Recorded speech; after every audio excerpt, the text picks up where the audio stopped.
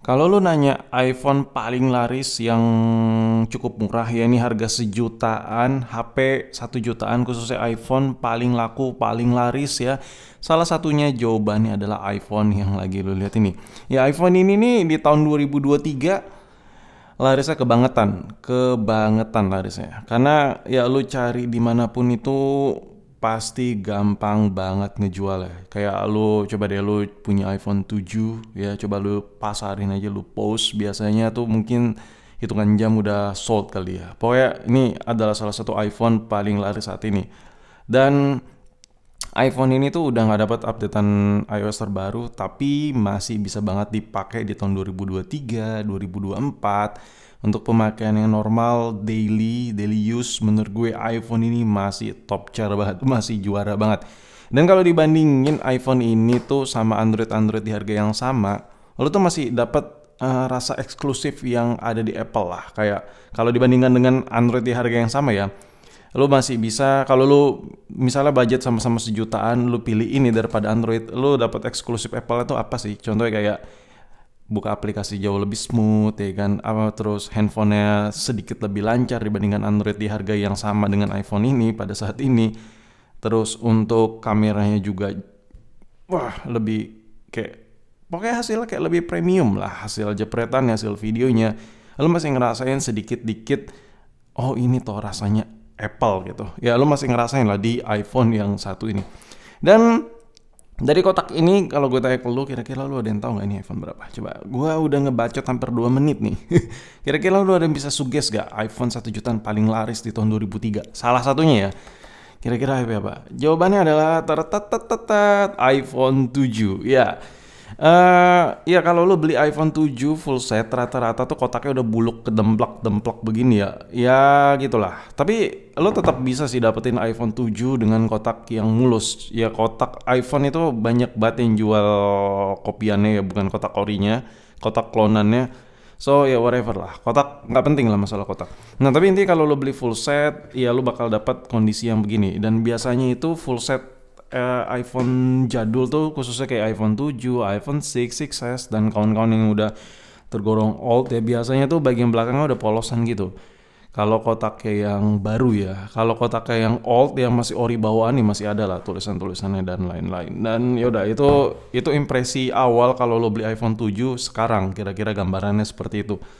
So kalau lo udah pantengin, udah tekatin banget buat beli iPhone 7, kira-kira apa sih yang lo rasain? Nah, kalau lu beli Android di harga yang sama-sama iPhone 7, lu tuh bakal dapat yang namanya pilihan yang banyak ya. Dan kalau lu beli Android di harga yang sama dengan iPhone 7 ini, lu tuh bakal dapat pengecasan yang lebih baik ketimbang iPhone 7. iPhone 7 ini belum support fast charging. Udah gue nggak usah bacot panjang lebar ya. Masalah ini gue yakin lu udah pada tahu lah.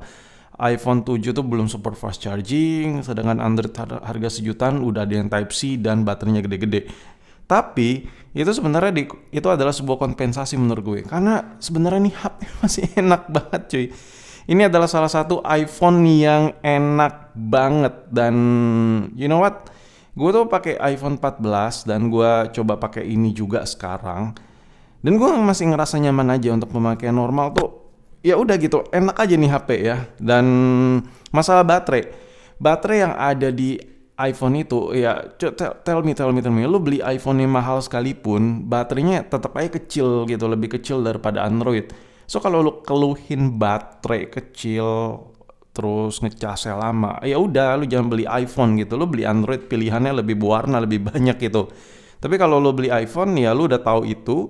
Dan lu bakal dapat benefit-benefit ya, kayak aplikasi-aplikasi yang dijalanin jauh lebih lancar, iklan-iklan gak terlalu rame kayak di iklan-iklan apps Android ya kan. Apps-apps sampah gak sebanyak Android, apps-apps di Apple tuh, di iOS tuh lebih terarah gitu, lebih enak gitu. Lu download tuh lebih kayak fix, pasti bisa dipakai gitu. Beda sama Android, banyak banget aplikasi-aplikasi sampah yang iya bikin kesel lah. Dan itu salah satu benefit yang gak bakal lo dapat di Android kalau lo pilih iPhone ya. Jadi menurut gue gak bisa lo compare. iPhone tuh baterai kecil ya. iPhone emang baterai kecil. Lo mau beli sampai iPhone 14 Pro yang harga 30 juta pun, baterai tetap kecil dibandingkan Android yang non flagship sekalipun. So itu gak bisa dibandingin. iPhone baterai kecil itu udah fix ya. Dan ya, impresi pertama lo tuh bakal dapat charger yang 5 watt ya kalau lo beli full set. Tapi menurut gue it's not problem karena lo udah tahu itu, dan ini udah tahun berapa ya kan, supposed to be lo udah tahu itu. Nah, sekarang kita fokus ke handphone ya. Kenapa handphone ini bisa laris di tahun 2023? Sebenarnya acuan laris itu nggak 100% akurat apa yang gue bilang ya, tapi ya gue nge-feeling-feelingin berdasarkan opini gue aja. Jadi berdasarkan opini gue, bukan data yang valid dengan kurva yang sekian-sekian bahwa HP ini paling laris, nggak. Jadi gini, gue itu kalau bikin konten impresinya di awal tahun 2023 itu cukup banyak peminatnya, di akhir tahun 2022 cukup banyak peminatnya. Dari situ tandanya peminat iPhone 7 masih cukup banyak ya. Karena banyak penonton-penonton gue yang di luar subscriber gue yang nonton untuk konten-konten iPhone 7. Itu poin pertama kenapa gue bilang handphone ini laris. Poin kedua, gue juga punya toko online dan handphone iPhone 7 tuh cukup gampang dijual ya. Jadi menurut gue ya sampai sekarang peminatnya banyak. Jadi menurut gue itu 2 poin itu udah bisa menggambarkan bahwa iPhone 7 peminatnya masih cukup banyak, dan salah satu ya, bukan terlaris ya, salah satu iPhone terlaris saat ini. Karena gue coba comparing sama penjualan 6S, penjualan iPhone 7 tuh jauh lebih wah ketimbang iPhone 6S, 6S Plus dan kawan-kawan ya yang old generation gitu. Jadi menurut gue iPhone 7 adalah salah satu iPhone paling ramah sekali untuk dijual. Dan ya, apa sih yang lo rasain kalau lo beli iPhone 7? Gue nggak perlu bacot panjang lebar, gue sekedar kasih tipis kisi-kisi aja. Konten gue ini emang ciri khasnya tuh mirip-mirip ya, judulnya dan lain, tapi isinya tuh selalu beda, isinya tuh beda-beda aja gitu. Antara konten 7 yang kemarin dengan konten iPhone 7 yang sekarang tuh isinya pasti beda-beda. Yang lo rasain kalau lo beli iPhone 7 ya, budget iPhone sejutaan ini, lo tuh nggak bakal dapat updatean iOS terbaru, itu yang pertama ya. Yang kedua, updatean iOS terbaru itu masih belum berfungsi sekali di iPhone ini.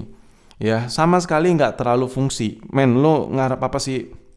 Lo ngarep kerja berat di iPhone ini? No way ya kan, lo mendingan beli Android ya kan. Jadi iOS yang nggak terbaru sekalipun, yang belum, ya lo nggak perlu 16 lah. Ya menurut gue semua masih bisa dijalanin di iPhone 7 ini.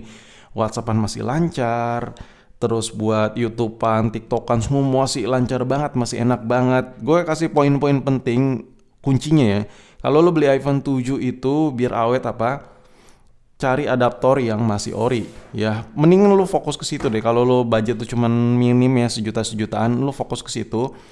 Cari adaptor yang masih ori, kabel yang bagus, nggak usah merek Apple, kalau kabel merek apa aja tapi yang bagus. Yang penting adaptor ori.